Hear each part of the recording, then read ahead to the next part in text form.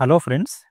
రీసెంట్‌గా bank of Baroda అనే bank ఏదైతే ఉందో, ఈ బ్యాంక్‌లో ప్యూన్ అనే పోస్ట్‌ని ఫుల్‌ఫిల్ చేయడం కోసం మేల్ అండ్ ఫీమేల్ క్యాండిడేట్స్‌ని రిక్రూట్ చేసుకోవడం కోసం ఒక జాబ్ నోటిఫికేషన్ అయితే రిలీజ్ చేశారు ఫ్రెండ్స్.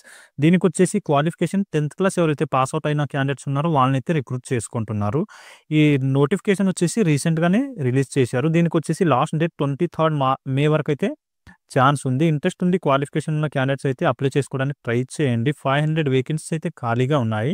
దీనికొచ్చేసి లోకల్ లాంగ్వేజ్ వచ్చిన క్యాండిడేట్స్‌కి అయితే ప్రిఫరెన్స్ అనేది ఇవ్వడం జరుగుతుంది. అంటే తెలంగాణ ఇంకా ఆంధ్రప్రదేశ్ క్యాండిడేట్స్‌కి వచ్చేసి తెలుగు లాంగ్వేజ్ అనేది మస్ట్ అండ్ షుడ్‌గా రావాలి అని చెప్పి మెన్షన్ అయితే చేశారు. సో, ఇవి 500 వేకెన్సీస్ అనేవి మొత్తం ఇండియా వైడ్‌గా ఉన్నాయి. మన తెలంగాణ ఇంకా ఆంధ్రప్రదేశ్‌లో కూడా వేకెన్సీలు అయితే ఖాళీగా ఉన్నాయి. ఎన్ని వేకెన్సీస్ ఖాళీగా ఉన్నాయనేది నేను నెక్స్ట్ చెప్తాను. వీడియోని స్కిప్ చేయకుండా ఫుల్‌గా చూడండి.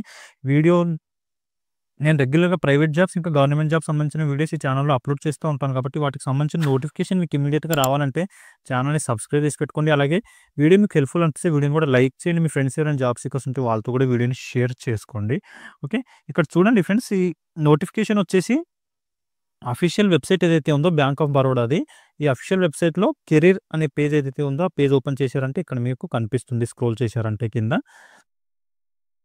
500 వేకెన్సీస్, అలాగే 23 మే వరకి అప్లై చేసుకోవడానికి ఛాన్స్ అయితే ఇచ్చారు. ఆన్‌లైన్‌లోనే అప్లై అయితే చేసుకోవాల్సి ఉంటుంది మీరు. ఆఫ్‌లైన్‌లో ఆప్షన్ లేదు.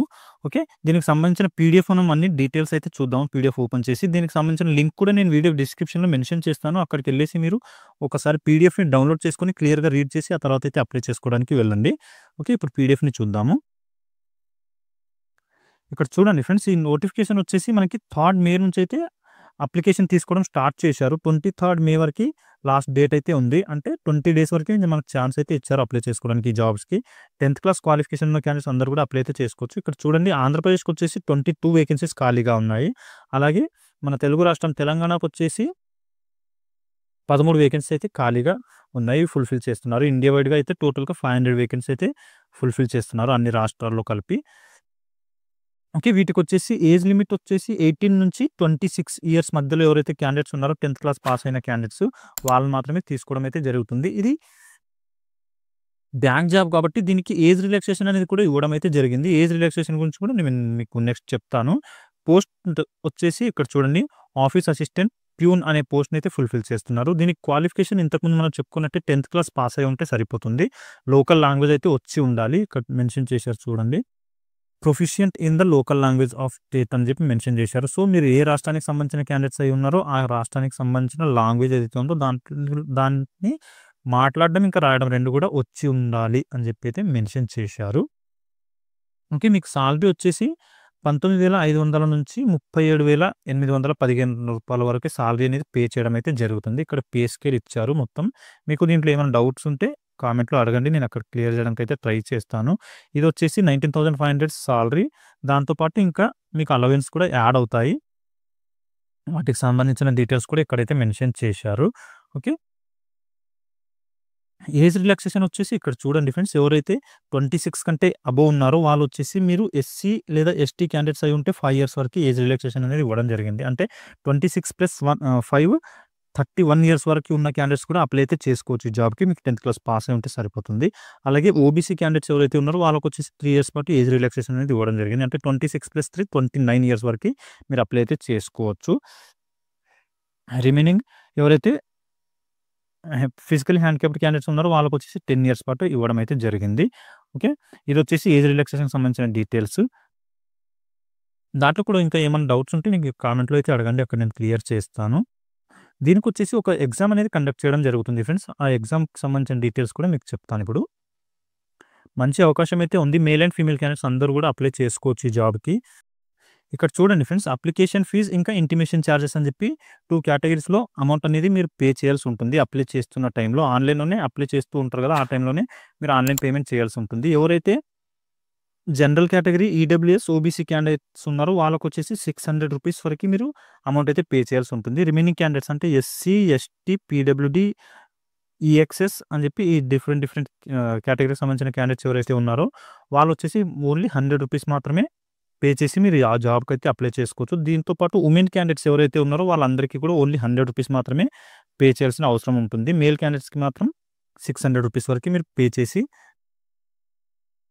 ఈ జాబ్ అయితే అప్లై చేసుకోవచ్చు. ఎవరైతే జనరల్, ఈడబ్ల్యూఎస్ అలాగే ఓబీసీ క్యాండిడేట్స్ ఉన్నారో వాళ్ళు. ఉమెన్ క్యాండిడేట్స్ ఏ కేటగిరీకి సంబంధించిన వాళ్ళైనా సరే మీరు మాత్రం ₹100 పే చేసి ఈ జాబ్‌కి అప్లై అయితే చేసుకోవచ్చు. 10th పాస్ అయి ఉంటే సరిపోతుంది.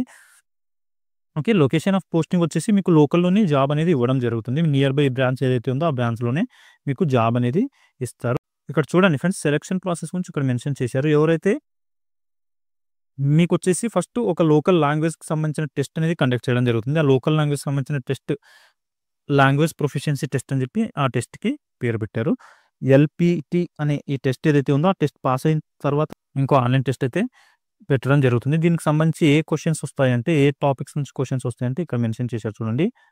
నాలెడ్జ్ ఆఫ్ ఇంగ్లీష్ లాంగ్వేజ్, అలాగే జనరల్ అవేర్‌నెస్, ఎలిమెంటరీ అర్థమెటిక్, అలాగే సైకోమెట్రిక్ టెస్ట్ అని చెప్పి ఈ 4 టాపిక్స్ నుంచి మీకు క్వెషన్స్ అనేవి రావడం జరుగుతుంది. క్వెషన్స్ వచ్చేసి 100 క్వెషన్స్‌కి 100 మార్క్స్ అయితే ఇవ్వడం జరిగింది. మీకు లోకల్ లాంగ్వేజ్‌లో కూడా ఈ ఎగ్జామ్ అయితే కండక్ట్ చేస్తారు. ఏదైతే నాలెడ్జ్ ఆఫ్ ఇంగ్లీష్ లాంగ్వేజ్ అనే టాపిక్ ఉందో దానికి మాత్రం ఓన్లీ ఇంగ్లీష్ లాంగ్వేజ్‌లో ఉంటుంది. రిమైనింగ్ అన్నీ కూడా లోకల్ లాంగ్వేజ్‌లో మీకు ఎగ్జామ్స్ అనేవి కండక్ట్ చేయడం అయితే జరుగుతుంది.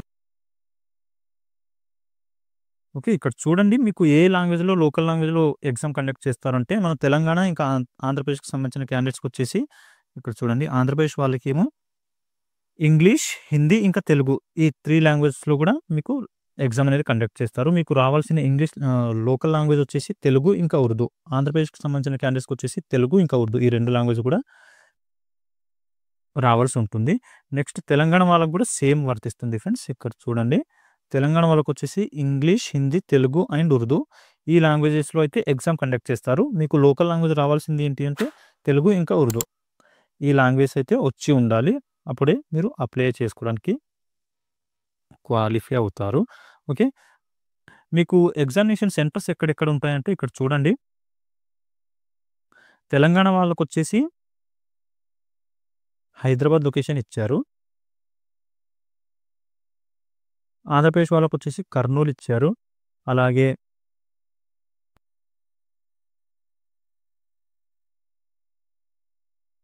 గుంటూరు, విజయవాడ ఆంధ్రప్రదేశ్‌కి సంబంధించింది.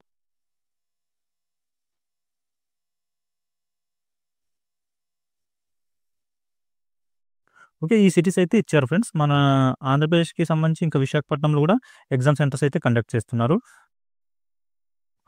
మీకు నియర్ బై ఏవైతే లొకేషన్స్ ఉన్నాయో సిటీస్, ఆ సిటీస్‌కి సెలెక్ట్ చేసుకొని అప్లై చేసుకుంటున్న టైంలో నియర్ బై సిటీ అయితే సెలెక్ట్ చేసుకొని మీరు సబ్మిట్ చేసుకోండి. ఓకే. దీనికి సంబంధించిన లింక్ అయితే నేను వీడియో డిస్క్రిప్షన్‌లో మెన్షన్ చేస్తాను. అక్కడి నుంచి మీరు ఈ లింక్‌ని ఓపెన్ చేసి పీడీఎఫ్‌ని ఒకసారి డౌన్‌లోడ్ చేసుకొని క్లియర్‌గా రీడ్ చేసి ఆ తర్వాత అయితే అప్లై చేసుకోండి. ఇంకా దీనికి సంబంధించి ఏమైనా డౌట్స్ ఉంటే కూడా వీడియో కింద కామెంట్‌లో అడగండి. నేను అక్కడ క్లియర్ చేయడానికి అయితే ట్రై చేస్తాను. ఓకే.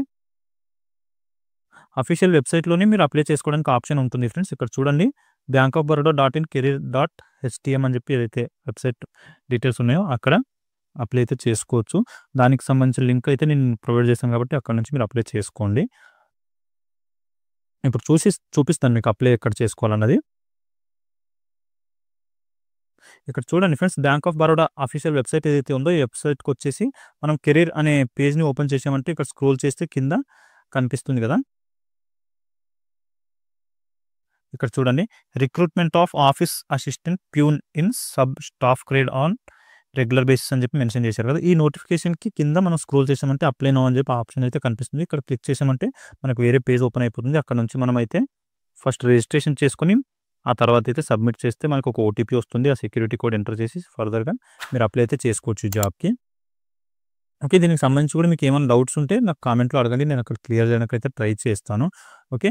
ఇది ఫ్రెండ్స్ ఈ జాబ్స్ నోటిఫికేషన్ సంబంధించిన డీటెయిల్స్. ఇంకా మీకు దీంట్లో డౌట్స్ ఉంటే కామెంట్‌లో అయితే అడగండి. అక్కడ నేను క్లియర్ చేస్తాను. అలాగే వ్యూవర్స్ ఎవరైతే కొత్తగా వచ్చారో వాళ్ళందరూ ఛానెల్‌ని అయితే సబ్స్క్రైబ్ చేసి పెట్టుకోండి. వీడియో మీకు హెల్ప్‌ఫుల్ అనిపిస్తే వీడియోని కూడా లైక్ చేయండి. మీ ఫ్రెండ్స్ ఎవరైనా జాబ్స్ ఎక్కువ ఉంటే వాళ్ళతో కూడా వీడియోని షేర్ చేసుకోండి. ఓకే. మళ్ళీ నెక్స్ట్ వీడియోలో కలుసుకుందాం. Thank you.